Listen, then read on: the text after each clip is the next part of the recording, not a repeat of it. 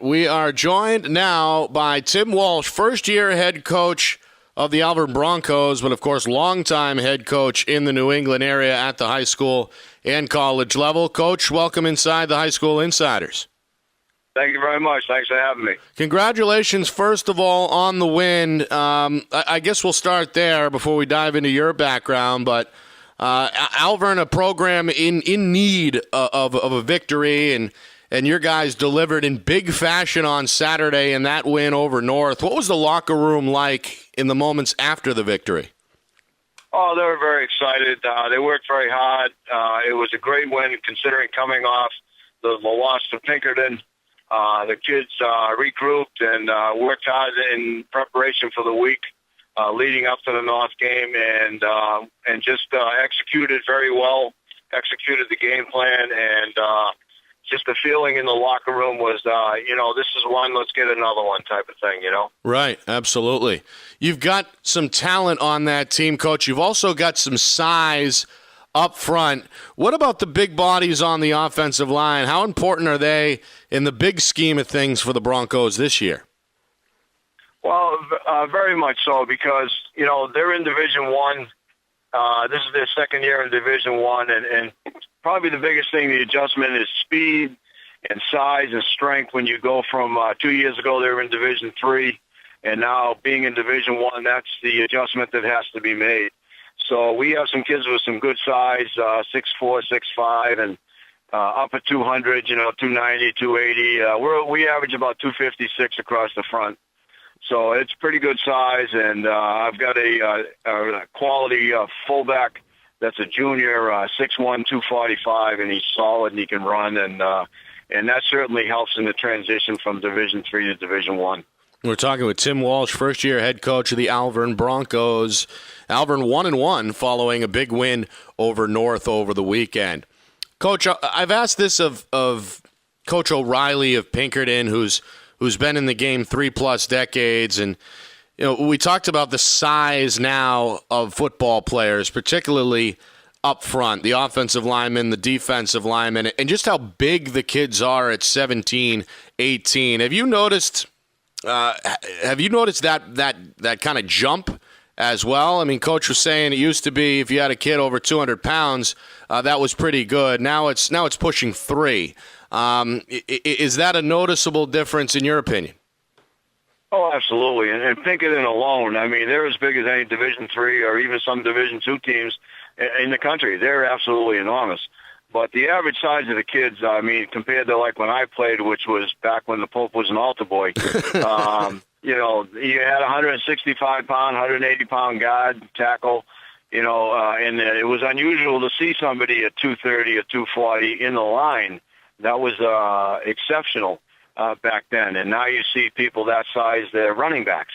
So it's absolutely amazing. I think it's the knowledge that the kids have now on how to take care of themselves, the proper weight training, nutrition, and the whole bit all goes into it. I worked for the last 10 years or so at BC during working their football camps, and we have kids come from all over the country.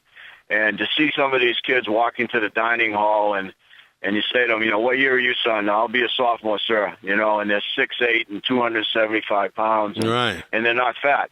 And it's just amazing to see these kids like from Texas and Florida and a lot of the kids up here. Just the average size of the teams nowadays is huge.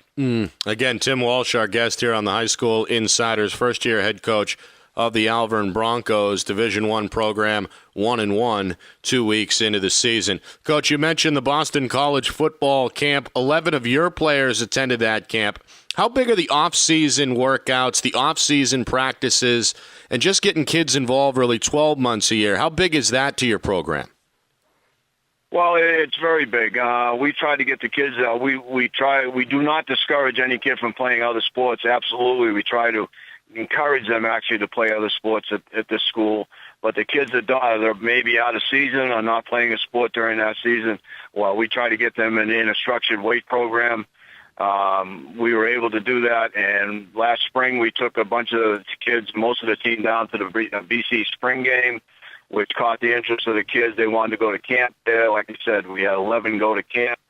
And then during the summertime, we were able to get into the Merrimack Valley 7-on-7, and we played the likes of Lowell and Chelmsford and Drake, Borica, schools like that. Quality team. So that helped us prepare for this upcoming season. Absolutely. But yes, it is a year-round process. Yeah, especially when you're at Division I.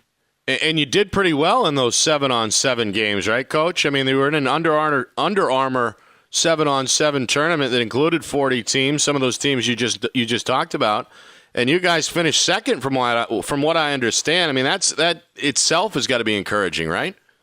Well, it is. The kids acclimated to the kids. Having seen them playing the likes of Lowell that has outstanding speed, and Chelmsford and Drake, especially, that runs that wide open offense. It just helped acclimate the kids to the speed aspect of it.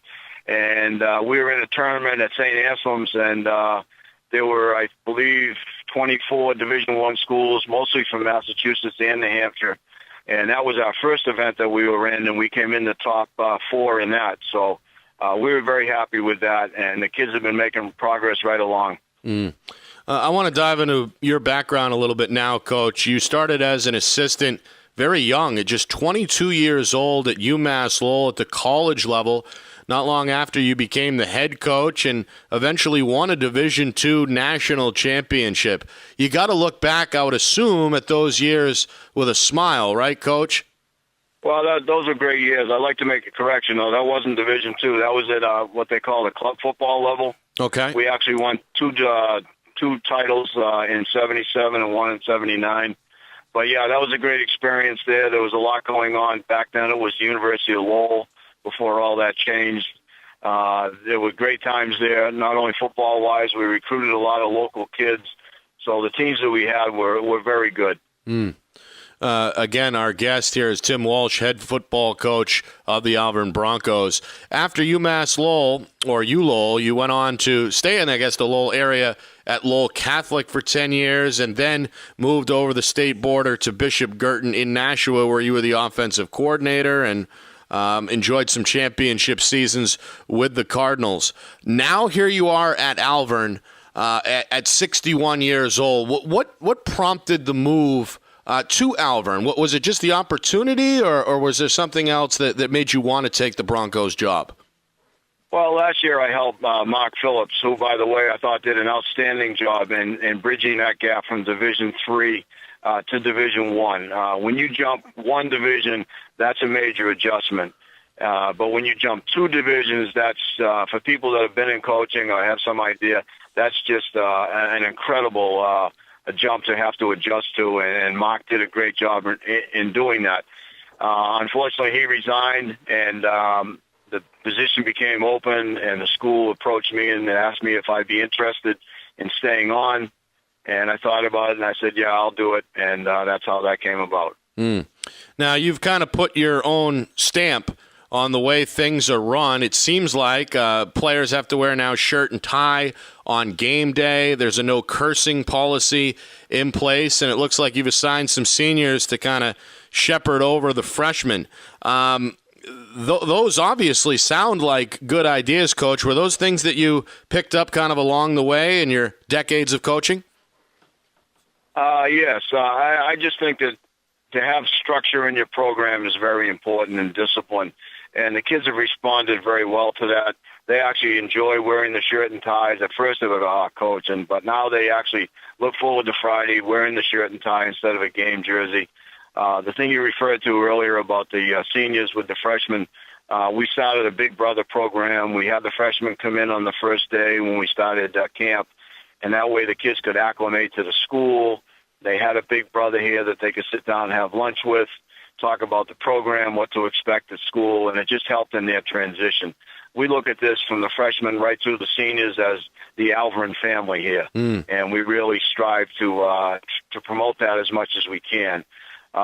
This junior and senior class that we have this year has been outstanding as far as leadership and leading by example. So I couldn't be more happy with those kids. And again, Tim Walsh, head coach of Malvern, on the phone with us talking football here on the High School Insiders. Speaking of that Malvern Bronco family you referred to, Coach, it does seem like it's got a pretty good following. The town of Hudson really on board. You've got your own website, alvernbroncosfootball.org, with I guess over 20 local businesses on board there. I would assume I've made my way over this year, but some pretty good crowds for home games would be in the cards. That's got to make your job a little bit easier, your transition to the head football coach easier, knowing that the community is behind you, right, Coach? Well, it's always a plus, and I'd just like to mention that the Touchdown Club, which set up that website, particularly Paul Yamo and Paul Masada, have done just an incredible job in setting that up and working with the community and getting ads, and the kids have worked to get ads. So that's always a plus. And, yeah, we do expect a big crowd Friday night when we take on Keene, which will be a tough test for us. Let's get back to the team here. Again, a couple minutes left with Coach Walsh. I guess the most notable name on the team would be Danny Brown. His older brother Tyler, of course, a multi-sport athlete over there in recent years. And Danny, of course, is a playmaker in his own right. What about his development, Coach? How high can his ceiling be? Well, Danny is still, adjusting to missing basically all of last year. He got hurt in the preseason and lost his sophomore year. The thing with Danny is he's played at the varsity level. He's played in tournaments as a freshman. So he's been under the so-called Friday night lights. He's knows how to deal with that. He comes from an athletic family. His father's a coach, well-known in town. So he comes in here as more of a thoroughbred than anything else. And he just possesses a wealth of talent. There's situations he doesn't get flustered. He has a great command of what we're doing offensively. And he's the field general out there. He's like having a coach on the field. Yeah, that's obviously a coach's best friend, an extension, so to speak, on the field and in the huddle. You mentioned Keene. Right. That's the next opponent here in Week 3. From an outsider perspective, you take a look at that division, and it may be a down division, Coach, with South falling in at 0-2. You've already gotten North out of the way with a convincing win. Bishop Girton has their share of injuries, and Keene lost a lot of graduating seniors. The division is wide open, right? Oh, it's wide open. It's anybody's taking. But like I tell the kids, this is Division I. There are no weekends off. All these teams are very good. They're very well coached, and there's no cupcakes throughout the whole season. Every week we're working hard to prepare for our game on Friday or Saturday night. All right, Coach, finally, let's preview the matchup Friday night, the Keene game. What about the Blackbirds? We know they're 0-2. We know they've struggled through their first 2 losses. What about them has you preparing this week?